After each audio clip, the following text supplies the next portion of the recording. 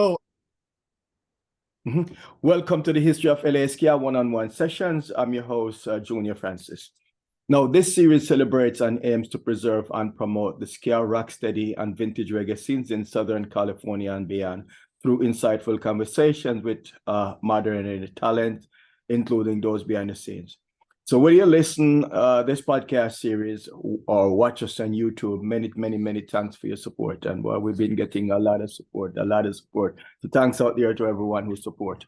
And of course, it's your obligation to encourage your friends to watch as well and listen.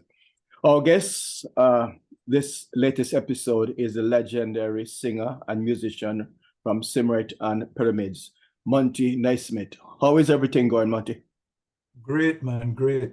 Yes, man. Welcome. So thanks for taking time out of your day to join us here. You could be doing so many other wonderful things. So really and truly want to thank you. We're going to talk about your highly anticipated trip to Southern California. Matter of fact, you've been here before, so this is re-entry for you. You'll be at the Glasshouse in Pomona in celebration of Jamaica's 61st independence. The exact date is August the 5th. Again, Glasshouse in Pomona. But first, let's talk about your place of your birth. If I'm not mistaken, you were born in the epicenter of this great music, reggae music, Jamaica. Take us to your place of your birth, and where exactly in Jamaica were you born and raised? Well, I was born in a little place in Portland called Buff Bay. And I grew up in Port Antonio. So then I left Port Antonio, not willingly, but then I went to Kingston, and I went to Kingston College. I did my high school college in Kingston, but I still lived in Port Antonio. So holidays, I used to go back. Right. Wow, that's a long run, man, long run. Well, we found it funny now because all my friends in Kingston wanted to, every weekend I wanted to go to Port Antonio. Yes. And all my friends in Port Antonio wanted to come to Kingston. So we took it one weekend, we got to Port Antonio. The next weekend, we stayed in Kingston, and people from Port Antonio came up to Kingston.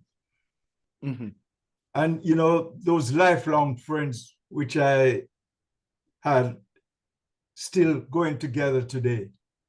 You know, friends that I introduced to each other from Port Antonio to Kingston, still going. Right. So when did you leave Jamaica? Did you leave during the Windrush generation, or your parents left for the Windrush generation? When was the Windrush? Late 50s, 60s. Oh, no, neither of the above. I left in 65. Oh, okay. I went to London to study. My father sent me to study law. So your parents were middle class. I did 1 year, and then the music took over. Because of your neighbor, you know, Frank. Frank Peter. Frank Peter, he was the one who caused me. He seduced me into the music. So you guys were friends? No, I met him through Roy. Right? Oh, Roy myself became friends when I got to England. Roy and Barry Biggs. Right. Which is my cousin, Barrington. Ah, interesting. Yeah, so Barry and myself was together in London. And Barry's best friend was Roy. So Roy is the first person I met outside my family when I went to London. And Roy introduced me. He took me to this place called Sistover Hall, which is, I mean, a spot that has the bees. Then these guys were practicing there, Frank Peter, Michael Thomas, and some other guys, Johnny Orlando. And I used to play piano, so I jumped on the piano. They didn't have a keyboard player. And Frank said to me, Monty, why don't you join the band? So I said, no, I can't do that. It's going to disturb my studies. So I said, no, man, if anything, we want to go and play on weekends. And I said, no, I can't do that. And I keep going and I keep sitting in, and them keep asking me till I say, all right then. So I go out and went and bought a Vox double manual organ and joined the group.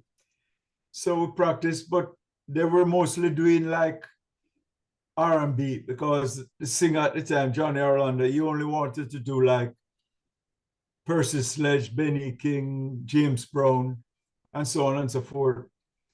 And Frank and Mick, they really wanted to be pop-like the Rolling Stones, well, Rocky Poppy and Beatles and Moody's and all them things. So when I got in the band now, Roy used to come around still.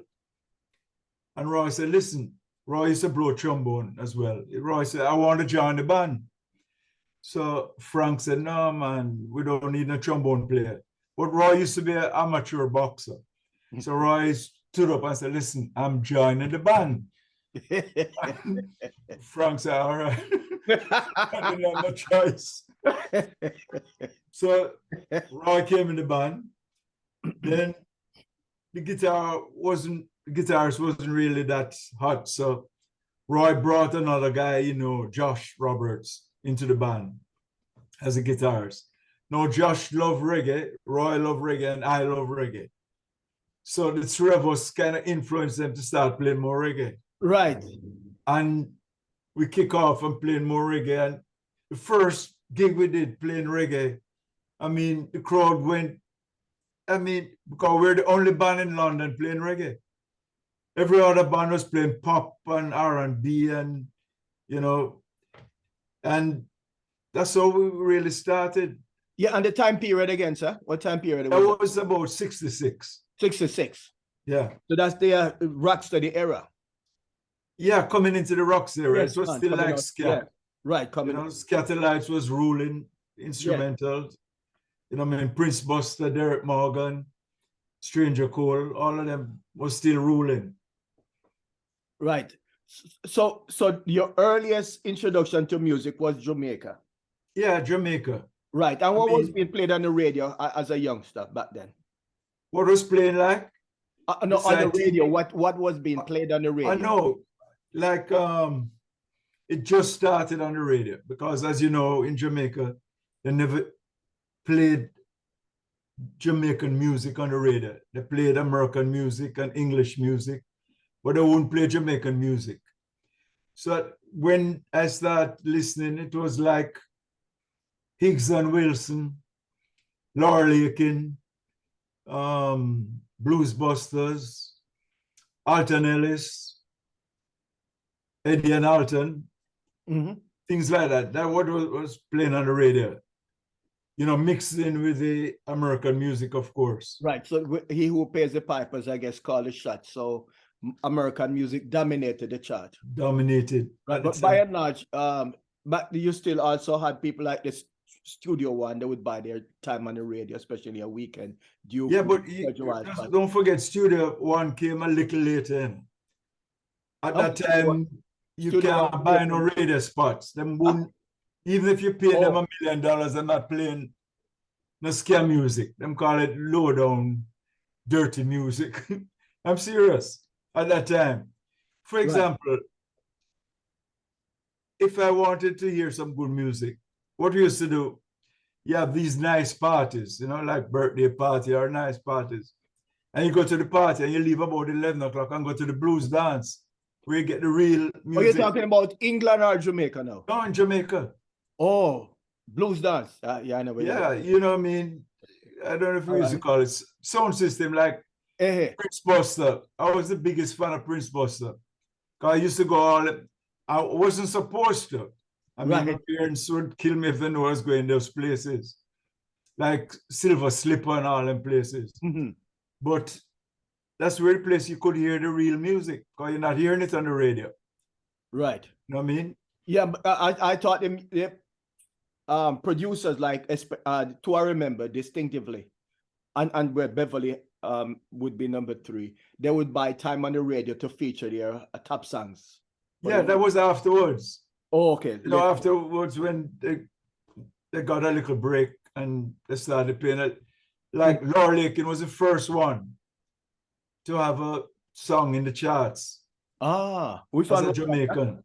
I think it was a Little Sheila or Boogie in My Bones, one of those songs. Right. Wow, that's history. When my baby has left me, you know that song? and gone away. It's not in my head. So that means Derek Morgan didn't come as yet? No, Lord Lakin was really like the first. Before Derek Morgan and Prince Buster. Okay. You know, and Theophilus Beckford. Yeah, no, Easy Snapping. That was right. You know, it was a kind of boogie, ska boogie like. It was just coming into the transition of ska. So that Jamaican R&B in transition into ska. Right, exactly. Right. And so when you went to England, did you hear any ska rocksteady on the radio? No, man, not on the radio. I know it wasn't played. I'm just asking for the benefit of the audience. No, you know, because when I went to England and I had a group in Jamaica called Italia. Oh, and we won the first All-Ireland Festival. At that time, festival, you didn't have to do your own song. So we won the festival with a song called If You Need Me. You know, at that time, you have to win your parish championship. And you go to Kingston. It was at State Theatre. And man, it was packed house and we tear up the place. You know, we won. What's the name of the band again? Italia. Ah. You know, so I go back, and when I reach England now, we place you can hear the music, Jamaican music, is in dance party, blues hall. You know what I mean? Blues party. Cellar, in the cellar. And house party to pay the rent. Right. Down in the cellar. Yes. So that's till later on. Then you had those pirate ships like Radio Caroline and all that came on, and then they start buying time on those radio, and it little by little BBC started playing the ska. And I must say, we were the first ska reggae Jamaican band in England to have a tune in the British charts. Saying we be more specific. Pyramids. Yes, sir. As the Pyramids at the time. Train tour to Rainbow City. And what year was that now for the record? What year was that? That was 1967. 1967. 1966, we had some minor hits produced by Laura Lakin, like Jesse James Rides Again. Yes, I was playing that one last night. Right. You know, so that was our first kind of hit. And that was as a Bees. We called the Bees then. Right. And I better tell you. So he also recorded a version of Jesse James as well, right? Right. I wouldn't say a version. He just named it Jesse James because it's different altogether. Laura's own is different. You know. But Laura wrote and produced our Jesse James as well. Right. And what happened? Laura heard us. He discovered you guys? Right.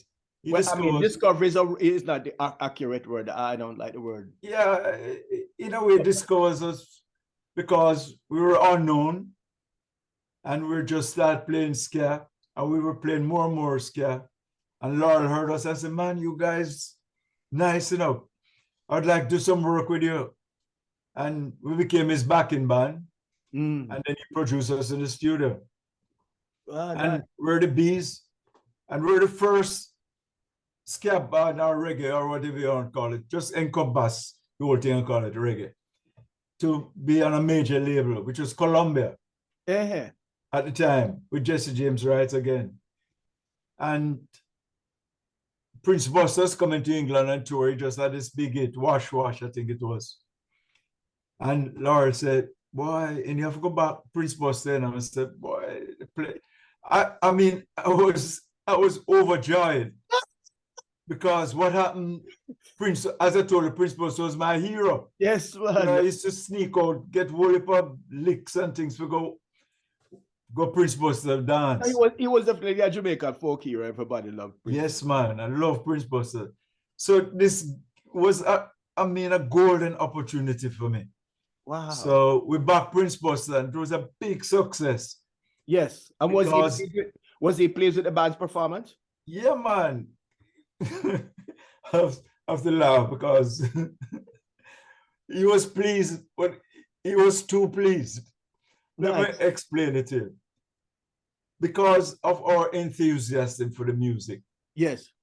We didn't know that, okay, he's the star of the show. And we open up the show, plus we're backing. And in our session, just for want of a better word, we tear up the place. I can Right, bust it down. And after about 2 nights on the tour, Buster manager came to us. He was a big guy now. When I say big, me you together, we make him size. Them call him Big Roy. And I come to him and say, listen, no, man. And you have to cool down, you know. We don't want you raving up the crowd at all. And you just have to just play. But we say we're not doing anything special. Because Roy and myself used to dance and all them things then. I've seen some of the videos. Right. So him said, no, man, you have to cool down. So I said, no, man, we can't do that. So the next night we go out and same thing. So Buster decides he's going to do something different now. Him going to go on first. Imagine him is this time. Him say him going to go on first and we go on last. And the same thing happened. So Big Roy came in the dressing room, you know. And I said, listen, didn't I tell you? And it was only Frank, Peter, and myself in the dressing room. The other guys was outside drinking or chatting up women or whatever. But me and Frank was in the dressing room. And he said, grab up Frank first. I said, didn't I tell you? And he grabbed Frank and dropped Frank on the floor and jump on Frank. Wow. And we're reaching for him back pocket to take out a knife, come out a scam knife. And I said, what the hell am I going to do now? I start tremble.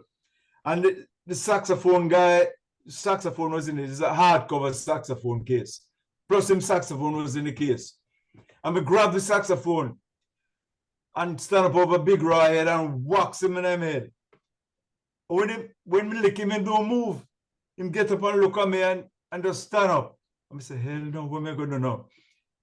And him just walk out and never say another word and never said another word to us from that day. And so everything was black man, Jamaican or white man? Jamaican man called Big Roy came up with Prince Buster. Prince Buster brought up Lynn Tate, fabulous guitar player. So he worked with your band? Right. He taught us a lot. Our guitar player became one of the finest the world has ever seen. Lynn and Tate. our guitar became one of the finest ever because of Lynn Tate. Yes, sir. There you go.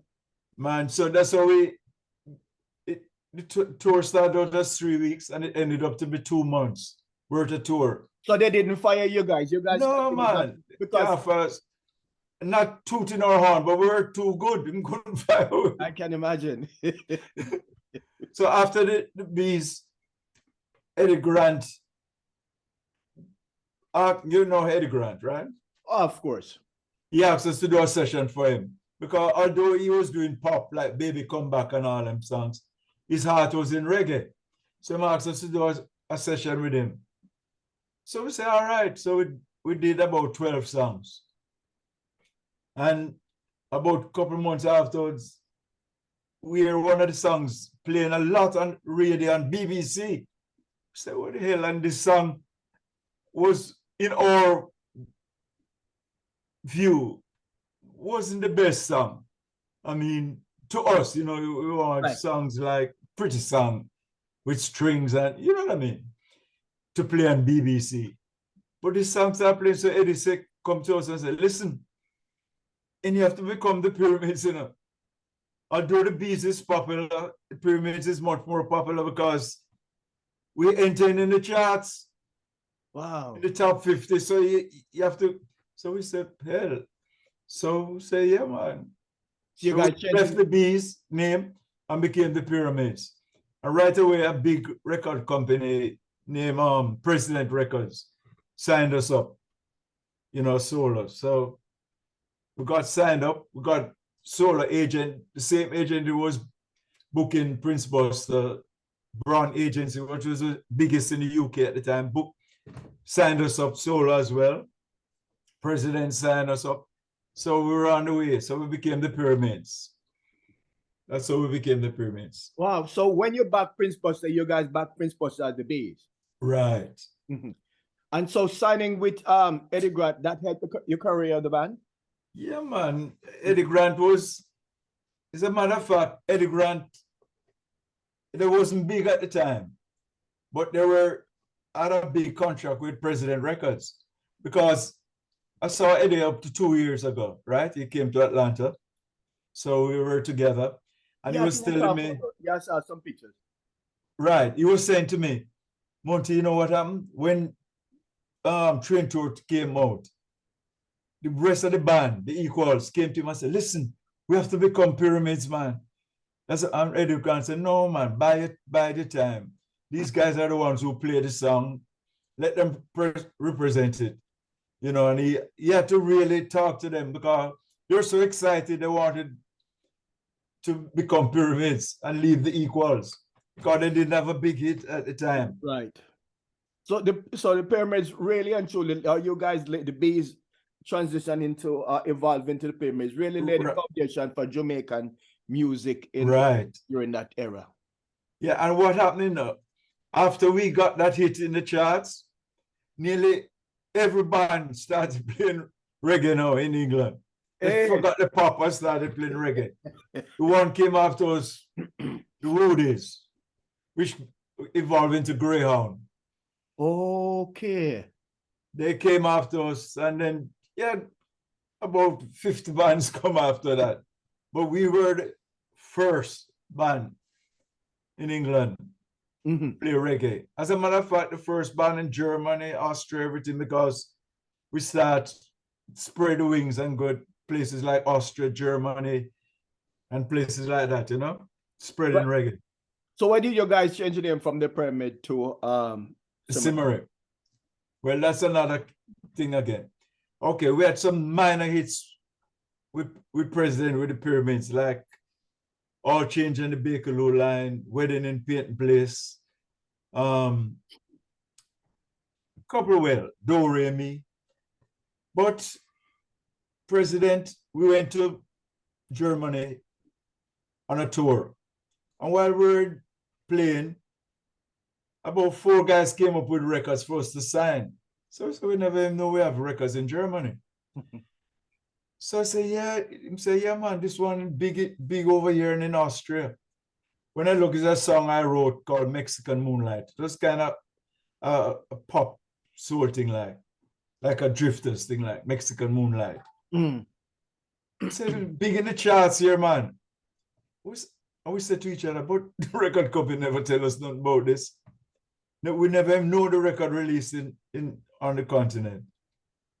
We signed it up. When we go back, went into the office and said, listen, what happening here? I said, we want to leave the company because you lied to us, your teeth. You know, we can go on already. We call them thief and dirty dog and all them things there. So no. And at the same time, Graham Goodall. Yes, sir. A company record label called Dr. Bird. And we used to go down there and do sessions for Tito Simone, Laura Lakin, Toots, name it, we played on the session. And Graham came to me one day and said, Monty, listen, I have a tune Derek Morgan just released called Moon Hop. Why don't you brought that up? Because I was going to go into it. Why don't you do something on it? And I went to Roy and said, Roy, Graham, so we should do something on this. So me and Roy, at that time, the skinheads scene was getting bigger and bigger. And they kind of adopted us. And a lot of skinheads came to our shows and all that. So we said, let's write a song for the skinheads. So we wrote Skinhead Moonstorm.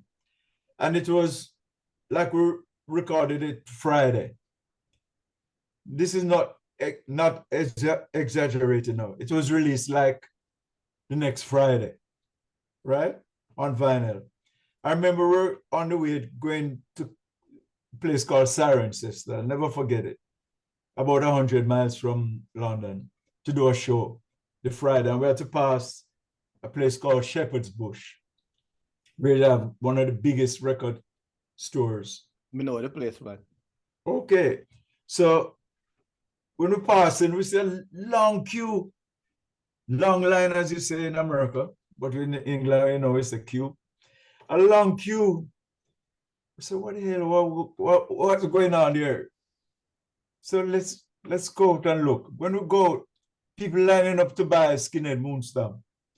Not joking, you know. In the first day, it must be said thousands in the first day. And when we went up and started doing a show, the people calling for skinhead moonstamp. We said, don't forget, you know, they don't have internet those days, you know. They don't have cell phone. I know. So how the hell did they know, says we? Because we never tell anybody we, as you know, we change our name. Right. Because we're under contract with President. Yes. So I came up with the idea to take out the D and make it Symarip. Right. Because originally it was spelled Simaryp. And so we said, how the hell them know? But anyway, when we go back to Kesner say, don't think I don't know that you are the Symarip and you have a tune playing. So we say, yes, but we want to leave. We want to get out of the contract. And I'm saying, okay, you have to give me 24 songs free. So we had to record for him 24 songs. We don't have no money, nothing, not even a penny. 24 songs. Put us in the studio and record, which some of them became hits like Banana. That was one of them, as EK Bunch. He put EK Bunch on it. That was one. Banana and Freedom Sound and Holy Fathers. But that's how we got to leave President. Then we followed up Skinhead Moonstamp and made an album, you know, with songs like Skinhead Girl, These Boots Were Made for Stomping, and so on and so on and so on and so forth. Yeah, so the last time I checked, I think you have about 6 full-length albums and about 70 singles. How much singles? About 70. No. Oh, 70. Yeah, yeah man, 70 or more. And that's an undercount. And I think it's more than 7 albums. Of course, yeah, that's a conservative number. Maybe about 10 albums. Wow. Including my solo ones. All right. So now back to the Derek Morgan. You know, that song really hurt Derek Morgan's Moonstop. Yes, it did. I must admit. And Derek Morgan, you know, came to us and said, listen, man, that's years after us. May I forget piece of this, you know. And Ron myself said, rightfully yours. In Jamaica, we say, we teeth it. You know, so we gave him half. Oh, that was good. After publishing, and Ron and myself share half. Oh, wonderful. I'm glad for the clarity. Yeah, man. Yes, because his song was taken off too, you know. It was taken off. Yes. So... I mean, but you know, life going away. In Jamaica, that's sort of accepted, you know. You put us, for instance, Duke Reed have a song set in Treasure Isle. Coxon does do a version. Yeah. Accepted there, but I guess on a bigger level when we're talking about moving lot of numbers. Yeah, man. You know, in Derek Morgan's case. Yeah, boy. But you know, Derek forgive us anyway. Yes. You know, we talk a lot after that and everything cool, you know. Right. You guys ever had this privilege or opportunity of sharing the stage with Derek? Well, I shared the stage with him in what the festival name? Not as Pyramid, just as me, Monty. Where was it? In Virginia. Right before COVID. Okay. Yeah, I forget the name of it. Right. Yeah. He was on the same bill as well. And I shared stage in Germany with Stranger Cole. We did a whole album with Millie. Back there on a whole album. Millie Small. That's another album. So what's the name of the album so we can track it for the benefit of your fans? Before you come off, I'll get it to you. She's sitting on a banana in a bikini like. Desmond Decker and Phil Chin. I saw some produced it. Time will tell, I think, is it? Time will tell. But that's the last album Millie did. It's the last recording.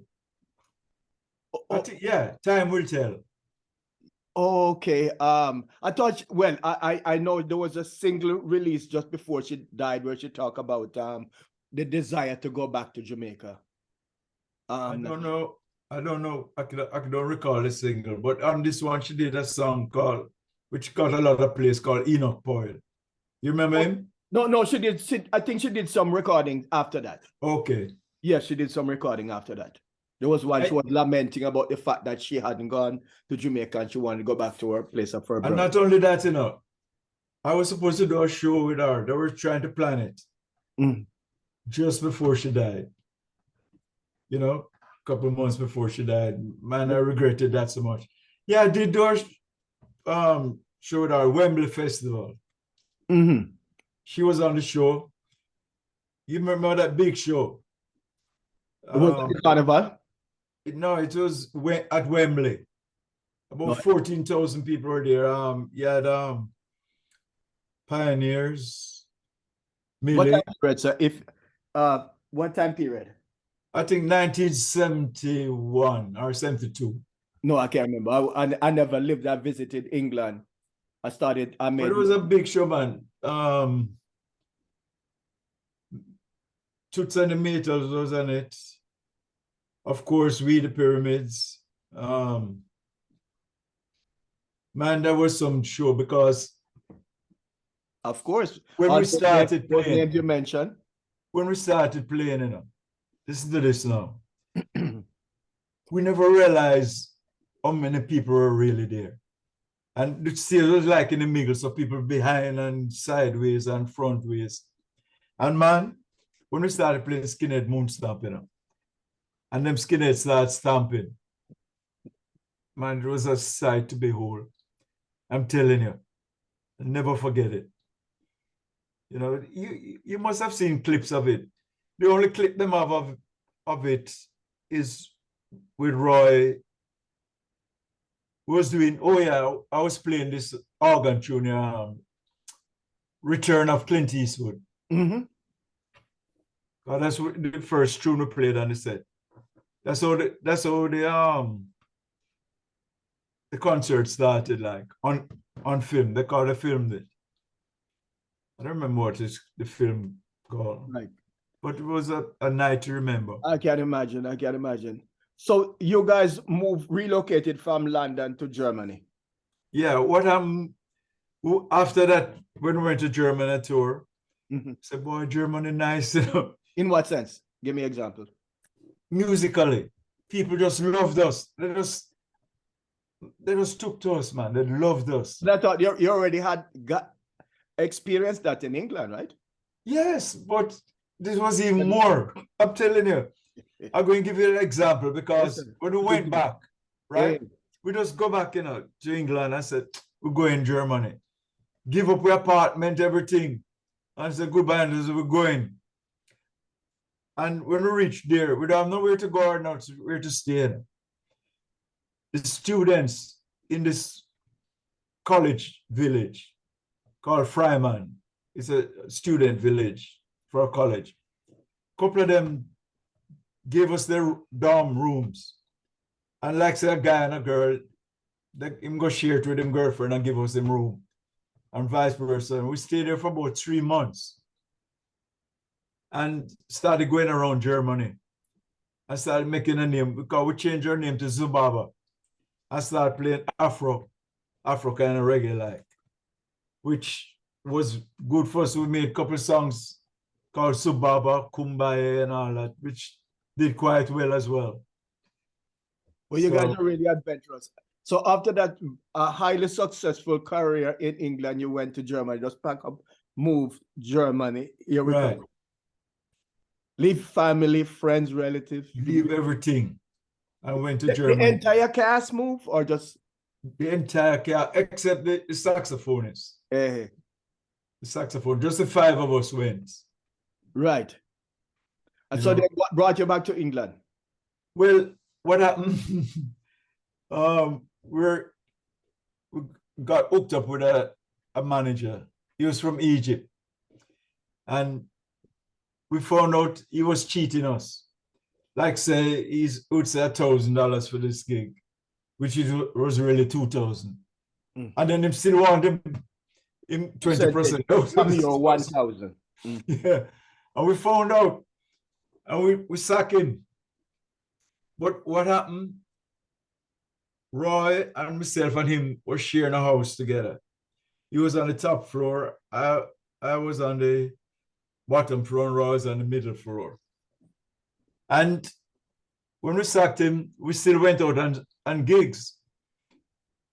And the immigration caught us and said we're working without work permit. He probably reported you guys. Right. He reported us working without work permit. It's years after we realized, listen, man, is the owner of the place supposed to get us the work permit?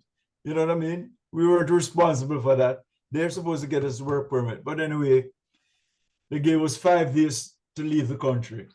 5 days? 5 days. So we go back, and we had to say, go back to England, right?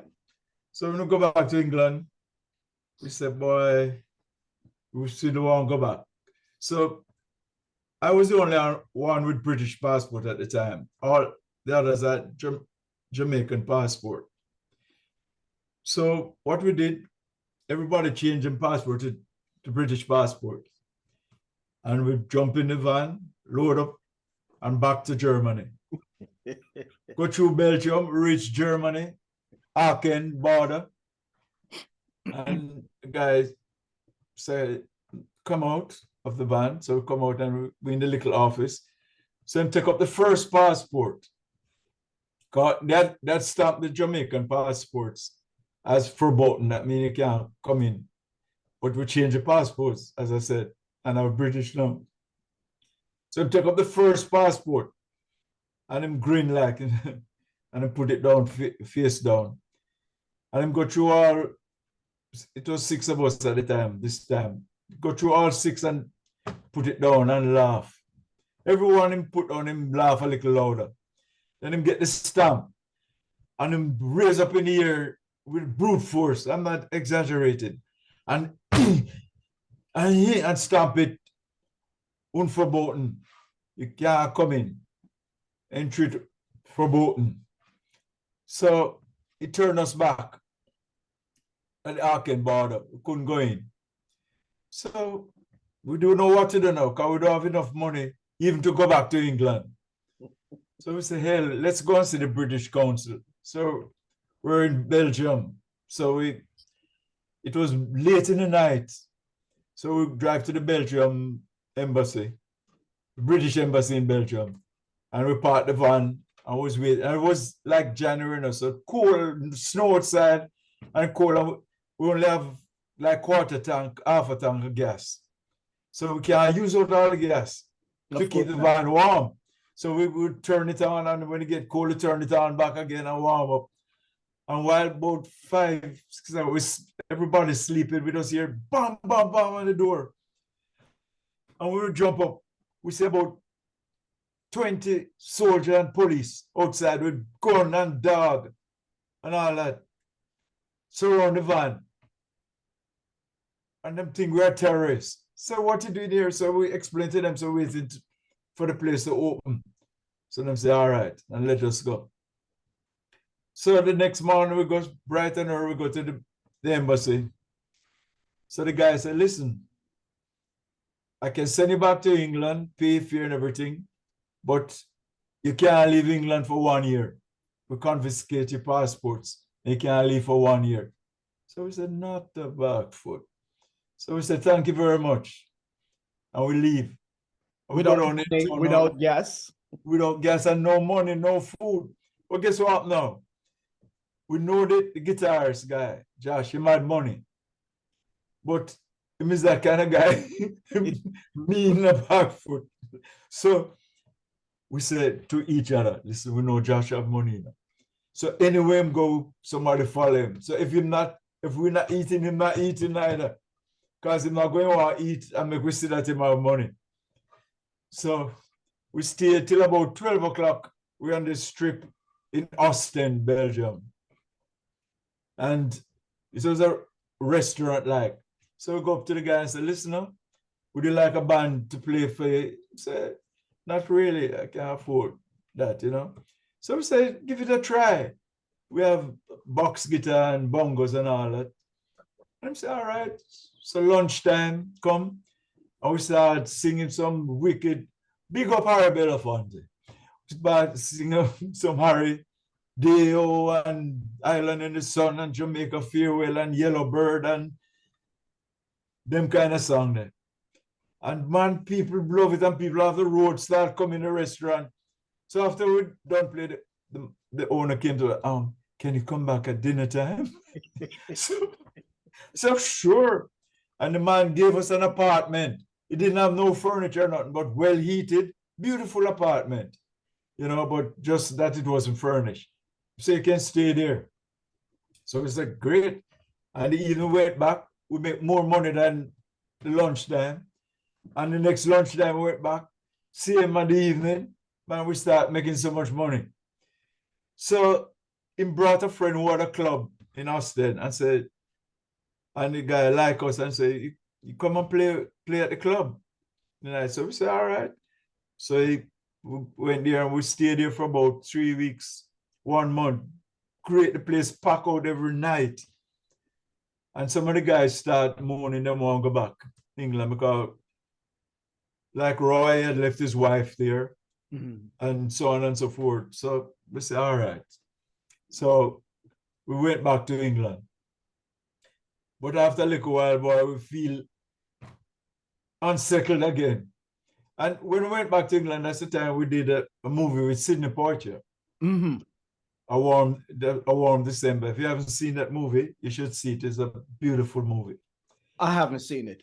Yeah. And what role did the band play? We played live. We did 2 songs in a club. You guys got featured? Yeah. We got featured in it. And we still say we want to go back. So we pack up and decided to go to Austria. Because while we were in Germany, we had done a show in Austria, which was very good. A little town called Dornbirn. I said, let's go up there, man. The guy in the club. And we called him up and we said, come. So we can't drive through Germany now. We'll take a long way around and drive through France and Switzerland and then come through to Austria. And he booked us in the club. And we were in there for about 3 months, you know, in the club. And then we got in touch with another agent in Austria. And he started booking us in Austria. We still couldn't go to Germany.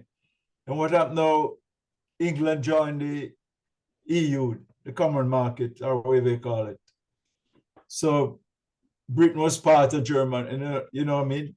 Yeah. So we could go to Germany now.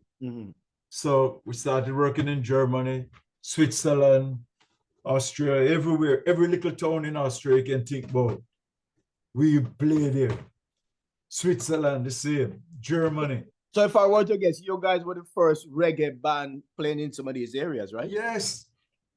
I mean, I'll give you an example. We played in this place. Yes, we played in this place in Austria. You know, and after we playing there for the weekend, Friday, Saturday, Sunday. And it was a kind of guest house like.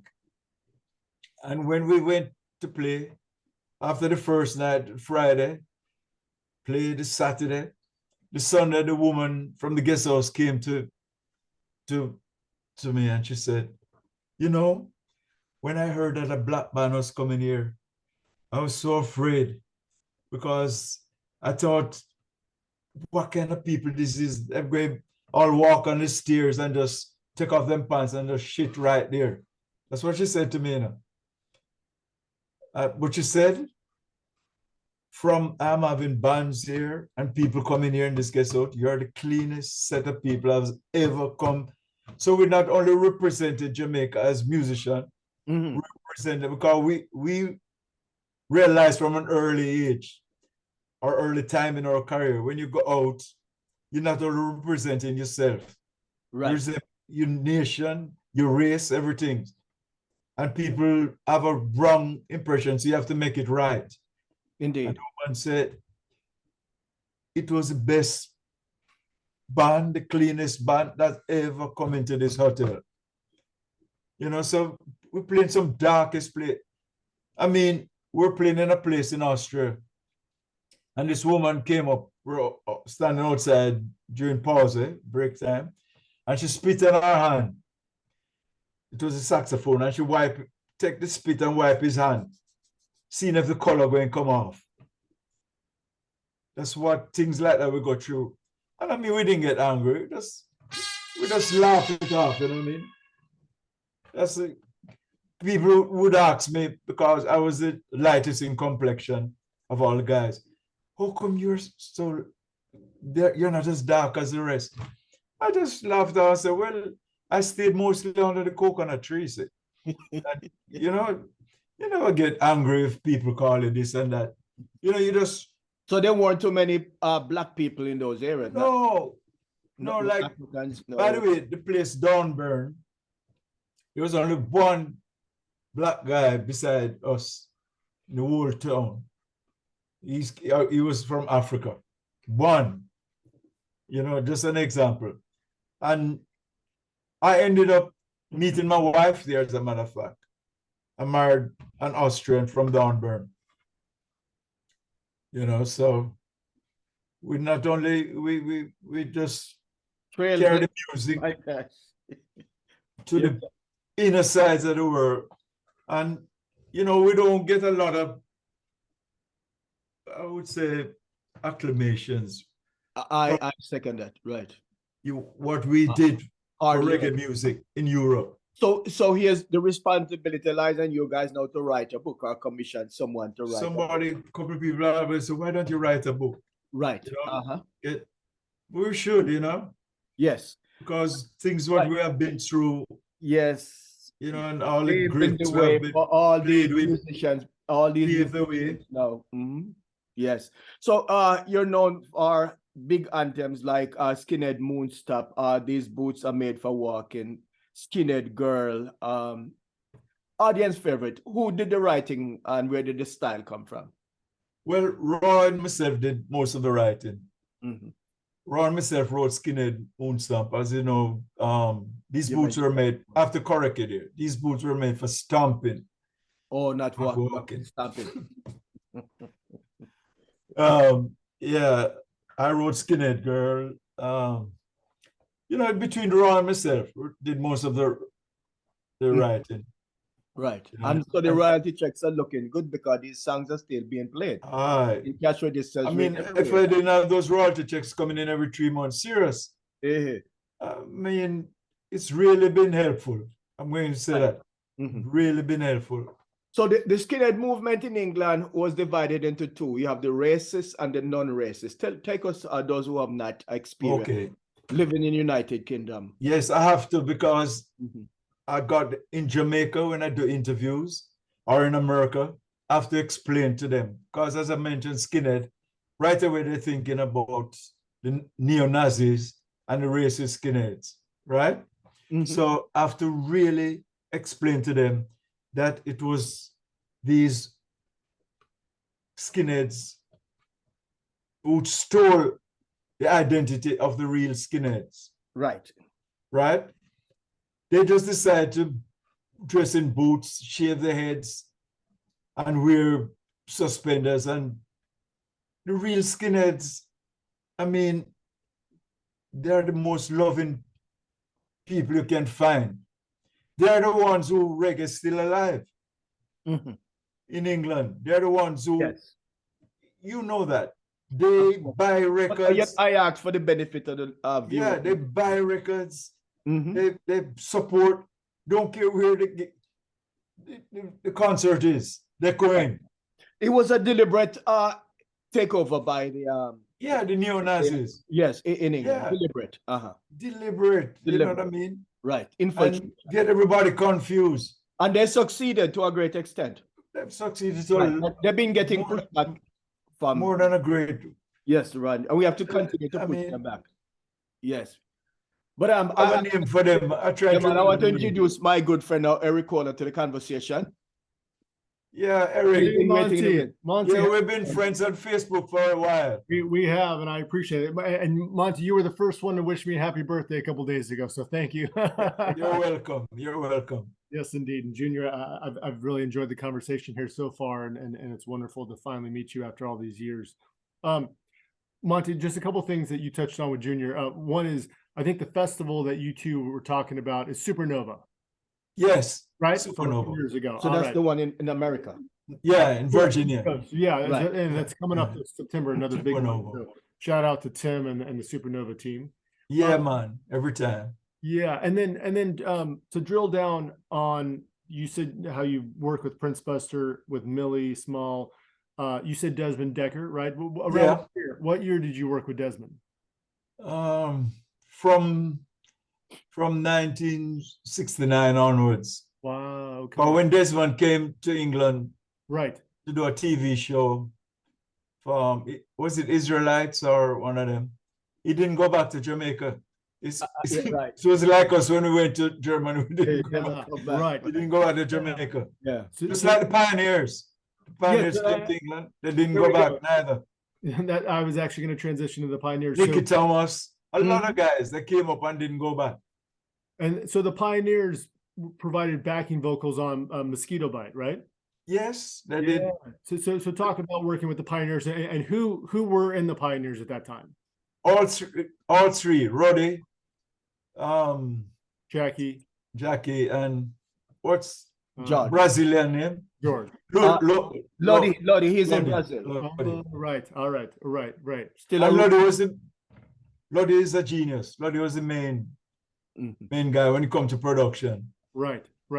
So George and Jackie have the voice. Right. Yeah. Exactly. So it's almost as though you all were the chosen backing band for so many of these Jamaican legends, right? I mean, Yes. Even Toots wanted us to be his backing band too, but we told him no, because we wanted to do our own thing. And so you balanced being your own group, right? Having your own recordings and backing some of these legends. Yes. Which is pretty remarkable. Yeah, it was a pleasure, backing the Ethiopians. We did songs with them as well. Right. The original Ethiopia, because the original. Wow. Original. Yeah, we've seen them on the original. Yeah, we've had a chance to see Leonard Dillon. One of them is from my hometown as well, Port Antonio. Wow, okay. That's one that's touring now. Leonard Dillon. Yeah. The other guy died. The other guy died. So we never really, you and I, we saw them, but not the original, just Leonard. Just Leonard out here, yeah. Right. So Monty, talk about because not only are you a singer and songwriter, but keyboardist. Who are some of your keyboardists and organ influences? Just two. All right. Jackie Mito and my guy, Jimmy Smith. Oh, nice. Yes. So Winston Wright didn't make the cut. Yeah, man. Winston, as a matter of fact, on my first solo album, Seeds. I don't know if you've ever heard it. It's called Seeds. I'm gonna write that down. You have to check it. Yeah, Seeds. Winston Wright did most of the keyboards on it. In England or Jamaica? In Jamaica. I recorded the whole album in Jamaica. No, and at that time, I had all the top musicians at the time. It was like Dean Fraser, Nambo, David Madden.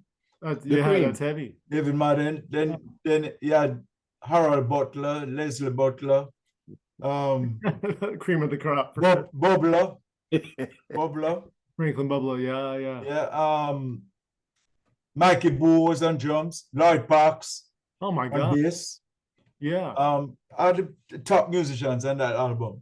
We'll it's called Seeds. Okay, we will check that out. Monty, talk about the role that the two-tone movement and the two-tone label and the two-tone bands played to help popularize ska and reggae throughout not only England but the world. Yeah, I mean, I love them, especially the specials, Bad Manners, all of them, because they did over some of our songs as well. Yes. I mean, special album called Skinhead Girl, as you know, featuring my Skinhead Girl. But they brought back to life the old music. I call it old at the time. Yeah. So without the two-tone movement, I don't know where we would be now, because people, when they heard say Skinhead Girl, or they heard Skinhead Moonstomp, which Specials did as well in a compilation. Yeah. With Pioneers and forget the other one. But they want to hear the original. So they go back and listen to the original. Interesting. And that's how the music, the oldies came back into that. Right. Yeah. So your music was discovered by an entire, other. Right, a new generation. Yeah, yeah. And continues, right? Absolutely. Right. So we thank the Skinhead, the two-tone movement. Right. And love them. You know what I mean? Love all of them. Every single one. The beat. Right, yes. You know, love the beat. Right. Specials. Did you have a chance to perform or record with any of those artists? No, not as yet. But I'm hoping to, especially with even one of the Specials, Neville, Yes, Neville. the Rude Boy. Right. So Yeah. Did you ever get a chance to meet or record and work with Rico?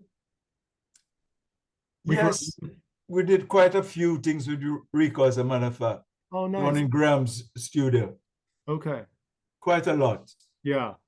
As a matter of fact, Rico. Anything comes to mind? No, I can't remember none of That's I think, hold on, I think one of our Pyramids song, The Fit, I think Symarip song, I think Rico is on it. Oh yeah. And Phoenix Reggae. Reggae. Okay, nice.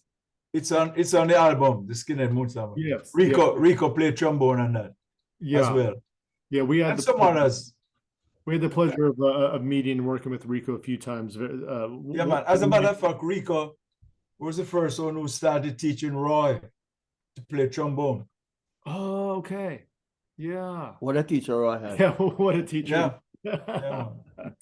So talk about now, you talked about your journey, Jamaica, UK, Germany, right back to UK. Let's talk about when and why you moved to the United States. Well, it's the same problem we had again. When we started touring over Germany, Austria, Switzerland, we started going more and more away from reggae and playing more and more dance music. And that wasn't in my cards. I'm a reggae man. Dance music means Jamaica, they call me Dance music means dancehall? No. Means whatever. Disco. More pop, right. Waltz, tango, Mm-hmm. Everything we used to play. Nice variety. I'm playing less and less reggae. As I was saying, they call me the reggae man in Jamaica, right? So I stick to that name. So I said, man, I didn't like that at all. I wanted to play reggae. Yes, sir. All the time. And Skinhead Moonstomp, I just was re-released. I think it was 81 or something like that. And it was start going up the charts again. And they wanted us to come over and do a TV and promote it. Here in the US? No, in England. Oh, in England. Sorry. Yeah. And I said, let's go. But I was outvoted and I decided not to go. You're kidding. Because we had work contracts for about a year in advance. Mm-hmm. I mean, we're well worked band, you know what I mean? All over Europe. So they said, sure, they're not going. So after a while, I considered and said, boy, I really want to do it. Okay. The money is not the only thing. I mean, I'm working every day, every night, but that's not the only thing. Sure. So I talked to my brother who was in Atlanta, and my brother-in-law was here as well, and my sister, and my parents had moved to Atlanta. Mm-hmm. I said, listen, I think I'm going to come over, And I said, yeah, man, because this is virgin territory. Mm-hmm. If you want to come and establish some reggae in Atlanta, come, man, there's nothing near, no band, nothing at all. So I said, yeah, I'm going to do that. And I came over I decided I'm going to leave the band. And I gave them notice. I said, listen, I'm going to leave, So they couldn't find anyone to replace me. So I stayed another 3 months. Then I left, and the replacement didn't work out. So I had to come back and join them again and work with them another 3 months. So are we still talking now 80s? Yeah, Right. 83. So And I went back. At that time was Symarip. Right. Right. So I went back to Atlanta and then said, go in Jamaica, go record. And I went to Jamaica, hook up with Barry. Barry was in Jamaica at that time, Barry Biggs. Hook up with Barry. And him got all the top musicians, as I was saying, and recorded Seeds. And never looked back, you know. I made quite a name as Monty Montgomery. Because I forgot the Neysmith and went out as Monty Montgomery. Because Montgomery is my middle name. But you didn't say exactly why the guys didn't want to go promote Moonstop for a second time. They were comfortable. They were comfortable in what they were doing. You know? I was thinking bigger. We're talking about television promotion in England, which is London. They didn't see it that way. Europe. Oh, they didn't see it that way. Right. They were in a different. Yeah, they were looking at the present. Right. And I was trying to look for the future. Yes. You know, and I said, man, so that's why I left, you know what I mean? Right. But now then, fast forward a few decades, you and Roy Ellis did that famous concert, right, in England that was captured and released by Moonska, correct? Right. To talk about how that came together. Well, I just released a single and an album with Blue Beat label, solo, as Monty Montgomery. It was a song I'm going to do on the show coming up. Yes, August 5th, Pomona, California. Jump. And Enjoy Yourself. Nice. Right? Going to both of them. Okay. Anyway, I'd gone over to the release in London. Because I said I believe in pushing your own things and don't going anywhere in the world to promote. So I went over, and Alton was doing something. It was this kind of farewell thing, like in London. So I went down there. Alton mean Alton Ellis. Yeah. For all. Most, of course. Yes. Right. Is there another? Yeah, is there another? No, good. So down there, I met this guy, Mark Way, which owned at the time Club Ska. And we're talking, and he said, man, you know what's my favorite band is the Symarip. So I said, boy, that's nice to hear him say, what I'd really love to get you guys together to come back and do a show. So I said, I can fix that, you know. So the next day, I called Roy. I said, Roy, this guy in England wants us to do a show. So Roy said, all right, what date? And I called up Mark, I've got the date. He said, boy, I could come that date, you know, but what happened? I got a wedding I have to perform at. At that time, Roy was doing funerals, weddings, things like that. He was on the kind of scene like that. Okay. He was doing ska and reggae and things like that. I was the only one still doing it, in it. So he said, I have a thing about this early Saturday. I could fly afterwards and come to the show and come do the show. So I said, all right, let's work it out. I said, I'll come over early to London and rehearse with the band and get everything ready. And I said, all right, so we arrange it. And I came over a couple of days earlier, I had 2 rehearsals with the band and did all the Roy parts and, you know, make certain everything was right. And then we did the show, which was a great success. People still talking about it up to today. As a matter of fact, now the band we have in England, the guy who plays one of the keyboards, we have 2 keyboard players. He was at the show and he was only 15. And he was saying he wasn't allowed to come in, but he got in somehow. Yeah. And he said it was the greatest night of his life up to this day, still. That's incredible. You know, it was jam-packed. Right. And it was just beautiful. Yeah. You know, So, and what year? What year now? What was that? Was it early 2000s? Yeah, 2000 something. All right. We'll find that out. I remember. Right. Yeah. I blame it on the age. That's all right. Can't remember. Yeah. No I worries. think it's 2008 though. Right. And then you and Roy, did you do more shows together after that? Yeah, we did about another 12 shows together.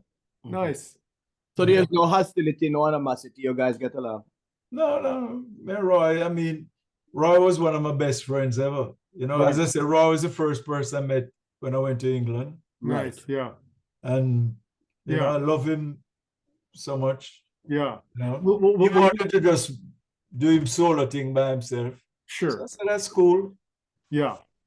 Well, you also you made mention throughout the interview, but can you also name some of the other key members of the Pyramids or Symarip that you just want to shout out?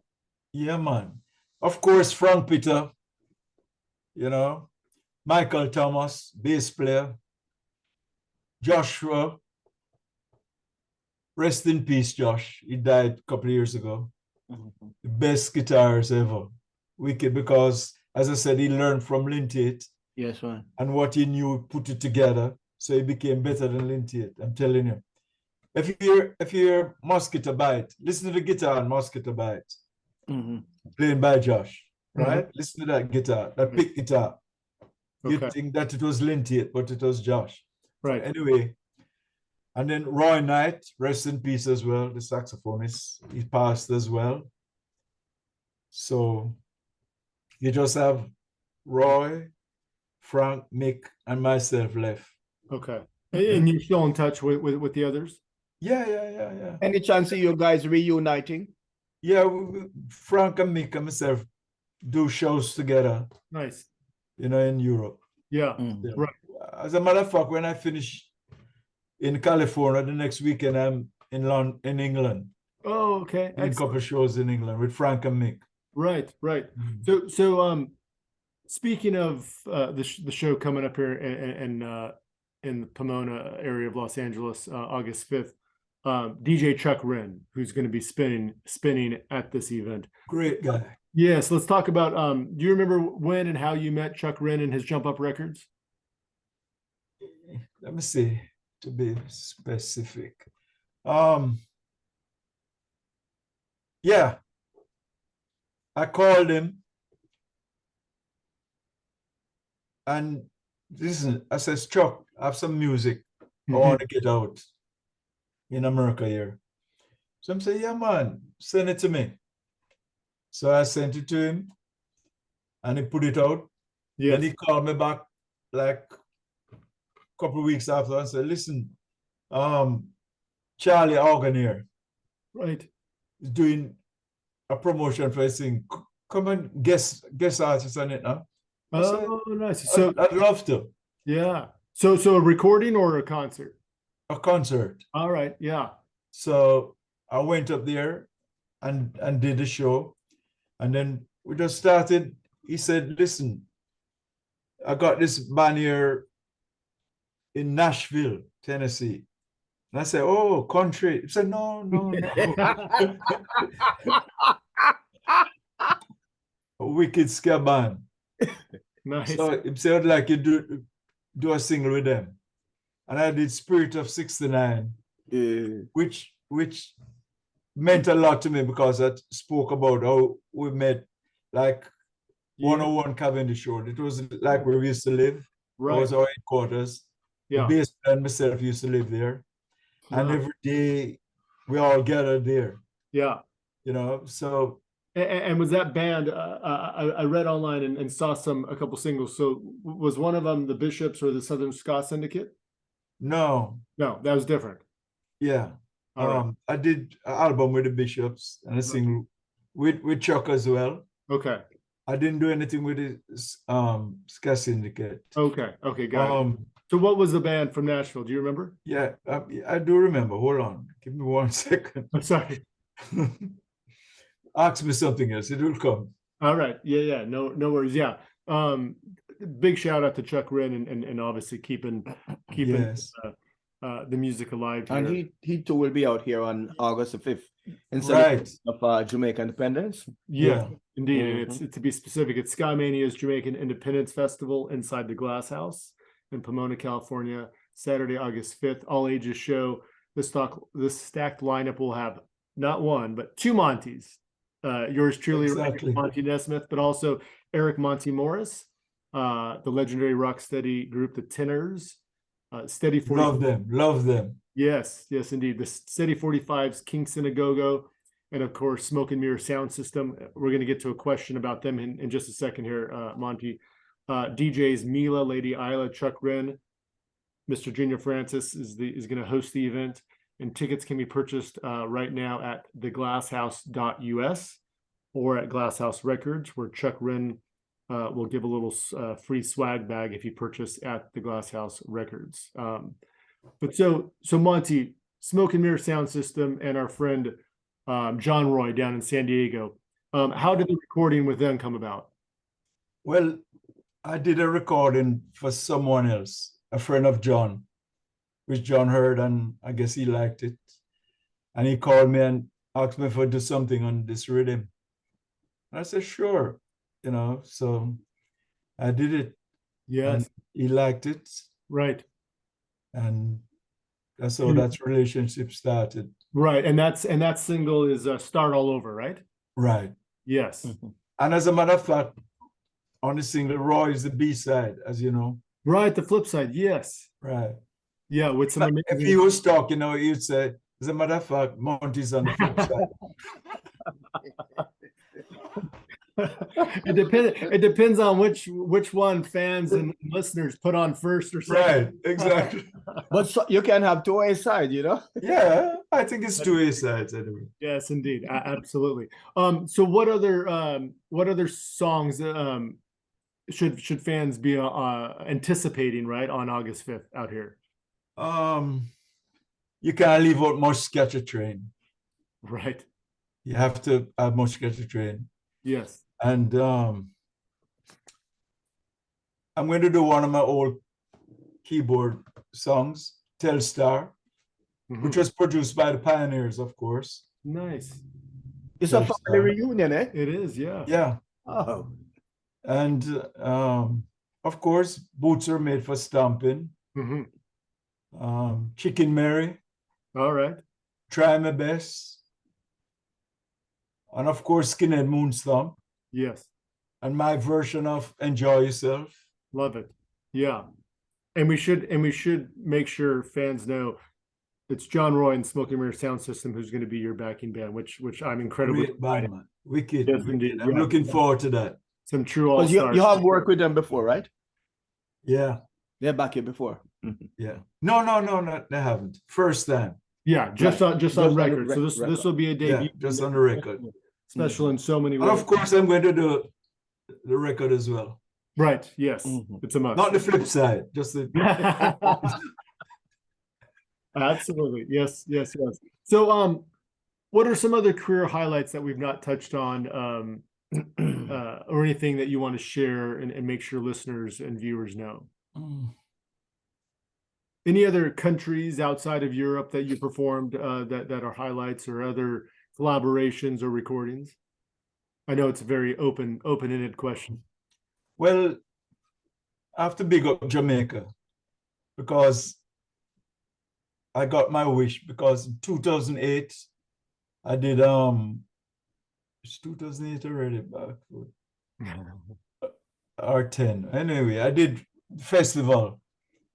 I was a runner-up in the All Island Festival. Nice. And you perform at every parish. So I had the pleasure and privilege of going to every parish and performing. And man, let me tell you something. Every concert was free. And everywhere we went, it was packed out. When I say packed out, most of them was in a park, like in Port Antonio. That was so great, going back to Port Antonio. Homecoming. Right. It was right at the old courthouse, the stage, and Eric Donaldson was on the show as well. And from West Street, anybody know Port Antonio, Harbor Street, Fort George Road, Capitol Theatre, place packed. And every concert was packed out. So, I mean, thousands everywhere, 14 parishes. So that was one of the highlights. I bet. You know, pretty amazing. Playing in Jamaica. Right. Very much so. Wonderful. Yeah. Any upcoming, obviously you have this upcoming show. You mentioned a week after the August 5th show here in Los Angeles, you're going to the UK. What else do you have in store? Well, on the 10th of June, I'm in Washington, D.C. All right. Yes. To see the president? Yeah, I might pop in and see him. There we go. That's right. Yes. And that's a show that with Chuck Wren is involved. Chuck Wren as well. Yes. Yeah, that's nice. The anniversary show. Yes. His anniversary show, yeah, for Jump Up. Right. Nice. Yeah. And then what other, any other? Yeah, I'll be going to Mexico. Is it the 30th of September? The end of September, anyway. Oh, nice. Okay. In Mexico City. Yes. I'm looking forward to that because the last time I went to Mexico, there was an earthquake, the last big earthquake in Mexico. Oh, right. Yeah. And that canceled everything. So I was there, can't leave. The airports, everything was closed down and can't perform. Yeah, I remember. Right. I remember that. Yeah. Well, Junior just got back from Mexico City. Okay. Yeah. With Clarendonians. Okay. Where is it? Was it a nice gig? Yes. Okay. Yeah, pretty good. Going back again in October with so we're competing. As a Monty Morris. Okay. So when you go in September? September. The end of September, I think. End of September. Yeah, Mexico City. I'm jealous. It's the hot spot. I'm very envious. Colombia is running a big second. Yeah. I'm looking forward to going to Colombia. I don't know when, but mm-hmm. You know, I mean, little rumors here and I hope to go over there. And specifically in Mexico, Mexico City, are you working with a local Mexico City band? Or all right. Mm-hmm. Yeah. Who did the Clarendonians work with? A local band? Yeah, Reggae Boys, Upsetter Boys, they're pretty good. They used to be the Travelers. Okay. Mm-hmm. Some amazing musicians down there indeed. Slightly beyond amazing. So they're taking amazing to another level. Wow. Yeah. Amazing plus. Yeah. Nice. By the way, don't leave big up the Soul Radix. Oh yeah. They're the ones who I did the song with. All right. From Nashville, Tennessee. Oh, Soul Radix. Yes. Soul Radix. Yes, and yeah. I'm glad my memory wasn't gone altogether. A great group. Yeah. Nice. Well, Monty, any final thoughts? Anything you want to share before we wrap this up here? We really appreciate your time here. Well, I just want to say I appreciate being here, and I appreciate you, Junior, and for really pushing the music. Yes. And you too, Eric. I mean, without you guys, where would we be? I mean, we need you. Yeah, well, thank you. You know what I mean? And we appreciate you. If they haven't said it, I'm from all the Jamaican musicians, I'm on behalf of them. We're here. Thank you guys. Yeah. Thank you very much. We appreciate that, Monty. We really do. And I'm personally extremely excited to finally see you perform live. And again, make sure everyone knows August 5th, Pomona, California at the Glasshouse, all ages show. Saturday, August 5th, we have right here Monty Neysmith on the bill. Another Monty, Eric Monty Morris, the tenors. We have Steady 45, Smoke and Mirror Sound System, Kinks and a Go-Go, Junor Francis is going to Fantastic host the memory. event. And I'm doing this all by memory. And three incredible selectors. DJs, selectors, boss DJs, Fantastic memory. Mila, Lady Isla, and Chuck Wren of Jump Up Records.